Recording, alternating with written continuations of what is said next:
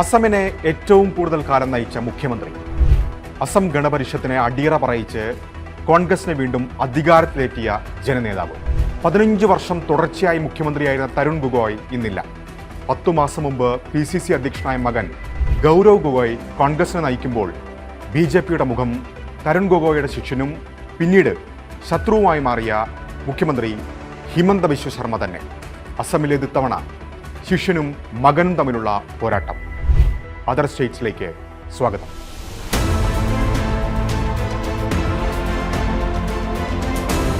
അസമിന്റെ രാഷ്ട്രീയ ഘടനയെ തന്നെ മാറ്റിമറിച്ച സംഭവമായിരുന്നു കോൺഗ്രസിൽ നിന്ന് ഹിമന്തയുടെ പടിയിറക്കവും BJP പ്രവേശവും.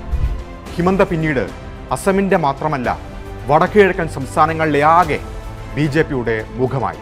കോൺഗ്രസ് കൈവശം വെച്ചിരുന്ന മേഖലയിലെ പല സർക്കാരുകളെയും വീഴ്ത്തുന്നതിന് നേതൃത്വം നൽകി ചാണക്യനായി ഹിമന്ത.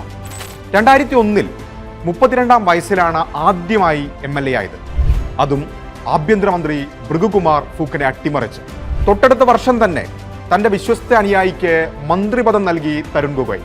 ആ സമവാക്യം തെറ്റുന്നത് 2011ഓടെയാണ്.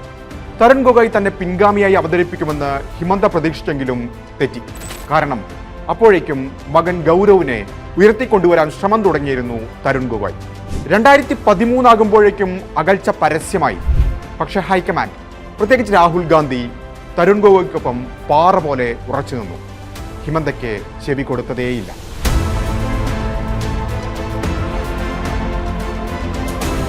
രണ്ടായിരത്തി 2015 തെരഞ്ഞെടുപ്പിന് 8 മാസം മുൻപ് 10 MLA-മാരുമായി ഹിമന്ത BJPയിൽ ചേർന്നു. കോൺഗ്രസിന് ഇരട്ടപ്രഹരമായിരുന്നു അത്. 2016 15 വർഷത്തെ ഭരണം നഷ്ടപ്പെടാൻ ഹിമന്തയുടെ പടിയിറക്കം പ്രധാന കാരണമായി. ആദ്യ BJP സർക്കാരിൽ ധനമന്ത്രി, 2ാം തവണ മുഖ്യമന്ത്രി. BJPക്ക് 3ാം ഊഴവും മുഖ്യമന്ത്രി എന്ന നിലയിൽ 2ാം ഊഴവും തേടുകയാണ് ഹിമന്ത. RSS പശ്ചാത്തലമില്ലെങ്കിലും വടക്കുകിഴക്കൻ സംസ്ഥാനങ്ങളിലെ ഹിന്ദുത്വ പോസ്റ്റർ ബോയാണ് ഹിമന്ത ഇന്ന്. കുടിയേറ്റത്തെക്കുറിച്ചും ബംഗാളി സംസാരിക്കുന്ന മുസ്ലിങ്ങളെ ലക്ഷ്യം വെച്ചും വിദ്വേഷ പ്രസംഗം നടത്തിയും വിവാദങ്ങൾ കൂടെയുണ്ട്. ബംഗാളി സംസാരിക്കുന്ന ന്യൂനപക്ഷങ്ങൾ ഓടിക്കുന്ന ഓട്ടോറിക്ഷയിൽ യാത്രാ നിരക്കായി 5 രൂപ ചോദിച്ചാൽ 4 രൂപ മാത്രം നൽകിയാൽ മതിയെന്ന് പറഞ്ഞത് മുഖ്യമന്ത്രി തന്നെയാണ്. വിവാദ പ്രസ്താവനകളിലൂടെ അസമിലെ തദ്ദേശീയരുടെ സ്വത്വബോധം കത്തിച്ചു നിർത്തുകയാണ് ഹിമന്ത. ധ്രുവീകരണം തെരഞ്ഞെടുപ്പിൽ പ്രധാന അജണ്ടയാണ് അസമിൽ.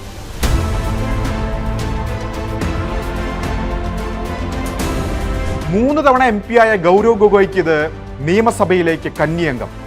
2014-ലും 2019-ലും ജയിച്ച കാലിയോബർ മണ്ഡലം 2023-ലെ മണ്ഡല പുനർനിർണയത്തോടെ ഇല്ലാതായി. BJPയുടെ സിറ്റിംഗ് സെറ്റ് ജോർഹട്ടിൽ നിന്ന് ജയിച്ചാണ് 2024-ൽ ഗൗരവ് പാർലമെന്റിലെത്തിയത്. അതും 1,44,000 വോട്ടിന്റെ ഭൂരിപക്ഷത്തിൽ. ഹിമന്ത അടക്കമുള്ള മന്ത്രിമാർ ക്യാമ്പ് ചെയ്തിട്ടും മോദി തരംഗമാഞ്ഞടിച്ചിട്ടും ജോർഹട്ട് നിലനിർത്താൻ BJPക്കായില്ല. 2020-ൽ തരുൺ ഗൊഗോയുടെ മരണശേഷം അസമിലെ കോൺഗ്രസ് നേതൃത്വത്തിൽ വിടവ് പ്രകടമായിരുന്നു. സംസ്ഥാന രാഷ്ട്രീയത്തിൽ സജീവമാകുന്നതിലൂടെ ആ ശൂന്യത നികത്താനുള്ള ശ്രമത്തിലാണ് ഗൗരവ് ഗൊഗോയ്. ലോക്സഭയിൽ കോൺഗ്രസിന്റെ ഉപനേതാവായ ഗൗരവ് ഇപ്പോൾ PCC പ്രസിഡന്റ് കൂടിയാണ്. ഗൗരവ് ഗൊഗോയിലൂടെ പഴയ പ്രതാപം വീണ്ടെടുക്കാൻ കഴിയുമെന്നാണ് കോൺഗ്രസ് പ്രതീക്ഷ. അപ്പർ അസമിന്റെ ഭാഗമായ ജോർഹട്ട് നിയമസഭാ മണ്ഡലത്തിൽ നിന്ന് ഗൊഗോയെ മത്സരിപ്പിക്കാനുള്ള കോൺഗ്രസ് തന്ത്രം കൃത്യമായ കണക്കുകൂട്ടലിന്റെ അടിസ്ഥാനത്തിലാണ്. ബംഗാളി സംസാരിക്കുന്ന മുസ്ലിങ്ങളെ ആശ്രയിക്കുന്ന പാർട്ടിയാണ് കോൺഗ്രസ് എന്ന് ആവർത്തിച്ചാരോപിക്കുന്നത് ഹിമന്ത ബിശ്വ ശർമ്മയാണ്. ആ പ്രചാരണം ഒഴിവാക്കാൻ ജോർഹാട്ടിലെ സ്ഥാനാർത്ഥിത്വം ഗുണം ചെയ്യുമെന്ന വിലയിരുത്തൽ കോൺഗ്രസിനുണ്ട്.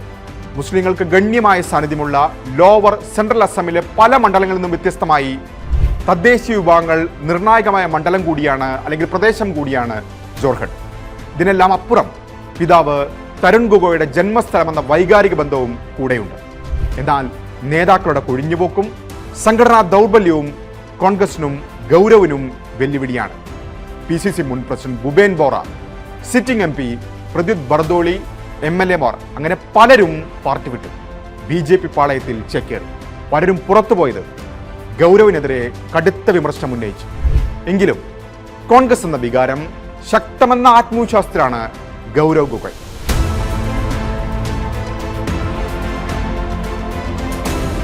മുൻപൊരിക്കൽ അസം ഗണപരിഷത്തിനെ പിടിച്ചുകെട്ടാൻ നേതൃത്വം നൽകിയത് ഒരു ഗൊഗോയ് ആയിരുന്നെങ്കിൽ ഇന്നിപ്പോൾ 3 ഗൊഗോയ്മാരാണ് സഖ്യത്തെ നയിക്കുന്നത്. ഒന്ന് ഗൗരവ് ഗൊഗോയ് തന്നെ, മറ്റു 2 പേർ റെയ്ജോർദൾ നേതാവ് അഖിൽ ഗഗോയും അസം ജാതീയ പരിഷത്ത് നേതാവ് ലൂറിൻ ജ്യോതി ഗഗോയും. കോൺഗ്രസ് 99 സീറ്റുകളിൽ, റെയ്ജോർദൾ 11 സീറ്റുകളിൽ, അസം ജാതീയ പരിഷത്ത് 10 CPM-ഉം CPIM-ലും APHLC-യും 2 വീതം സീറ്റുകളിൽ മത്സരിക്കുന്നു. NDA സഖ്യത്തിൽ BJP 89 സീറ്റുകളിലും അസം ഗണപരിഷത്ത് 26 സീറ്റുകളിലും ജനവിധി തേടുന്നു. ബാക്കി 11 സീറ്റുകൾ ബോഡോലാൻഡ് പീപ്പിൾസ് ഫ്രണ്ടിന്. എന്തായാലും തെരഞ്ഞെടുപ്പിന് തൊട്ടുമുമ്പ് കൈകോർത്ത ഗൊഗോയ് സഖ്യം BJP-യെ വീഴ്ത്തുമോ അതോ ഹിമന്തയ്ക്ക് തുടർച്ചയുണ്ടാകുമോ? അസം ജനത അതിന് ഉത്തരം നൽകും.